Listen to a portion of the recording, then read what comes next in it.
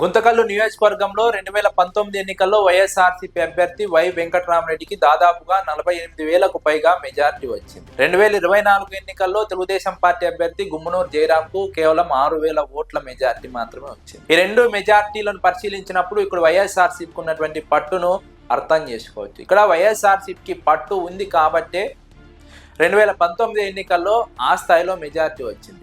కానీ గత ఎన్నికల్లో ఓడిపోవడానికి ప్రధాన కారణం వైఎస్ఆర్సీపీలో ఉన్నటువంటి గ్రూపు విభేదాలు కావచ్చు, లేదా రాష్ట్ర వ్యాప్తంగా వీచినటువంటి గాలి కావచ్చు. అది కూడా ఇంకో జిల్లా నుంచి ఇక్కడ అభ్యర్థిని తీసుకొచ్చి నిలబెట్టాల్సినటువంటి ఒక పరిస్థితి తెలుగుదేశం పార్టీకి వచ్చింది. వాల్మీకి బోయ సామాజిక వర్గానికి చెందినటువంటి గుమ్మనూరు జయరాంను ఇక్కడ పోటీలో నిలబెట్టడం కారణంగానే అంతో ఇంతో వాల్మీకి సామాజిక వర్గం ఓట్లు పడి గుమ్మనూరు జయరాం చావు తప్పి కన్ను లొట్టుపోయినట్టుగా 6,000 మెజార్టీతో గెలిచారు. లేదంటే వైఎస్ఆర్సీపీనే ఇక్కడ గత ఎన్నికల్లో గెలవాల్సి ఉండేది. ఇక్కడ జనసేన పార్టీ ఓట్లు కూడా తెలుగుదేశం పార్టీ గెలవడానికి కొంత సహాయ సహకారాలు అందించాయి. లేదంటే తెలుగుదేశం పార్టీ గెలిచేది కాదు. ఇప్పుడు వై వెంకట్రామరెడ్డి ఇన్ఛార్జిగా కొనసాగుతున్నారు. ఆయన కూతురు నైరుతిరెడ్డి కూడా చాలా యాక్టివ్గా పనిచేస్తున్నారు. వచ్చే ఎన్నికల్లో ఆమె కూడా రేసులో ఉన్నారు. అయితే వెంకట్రామరెడ్డికి లేదంటే ఆయన కూతురు నైరుతిరెడ్డికి టికెట్ ఇచ్చే అవకాశాలు ఉన్నాయని ఒక చర్చ ఉంది. అయితే ఇక్కడ లోకల్ ఇష్యూస్ పైన ప్రధానంగా ఫోకస్ చేయడం లేదన్న అసంతృప్తి కార్యకర్తల్లో ఉంది వై వెంకట్రామరెడ్డి పైన. కార్యకర్తలకు అండగా నిలబడుతున్నారు, వారికి ఆర్థికంగా సహకారం అందిస్తున్నారు, ఆత్మస్థైర్యాన్ని అందిస్తున్నారు.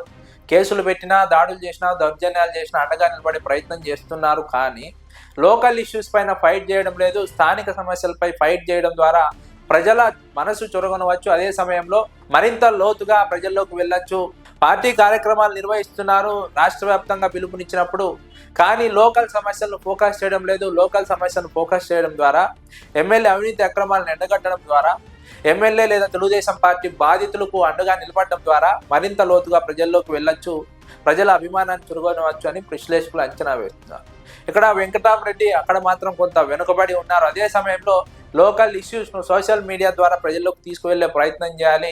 సోషల్ మీడియా వ్యవస్థను స్ట్రెంథెన్ చేయడం ద్వారా మరింత యాక్టివ్గా పనిచేయవచ్చు, మరింత యాక్టివ్గా ప్రజల్లోకి వెళ్ళవచ్చు అన్నది విశ్లేషకుల అంచనా. ఇక్కడ ప్రధానంగా పామిడి వీరాతో వెంకట్రామరెడ్డికి విభేదాలు ఉన్నాయి. ఈ విభేదాలు గత ఎన్నికల్లో కూడా కొంత దెబ్బ కొట్టాయని విశ్లేషకులు అంచనా వేస్తున్నారు.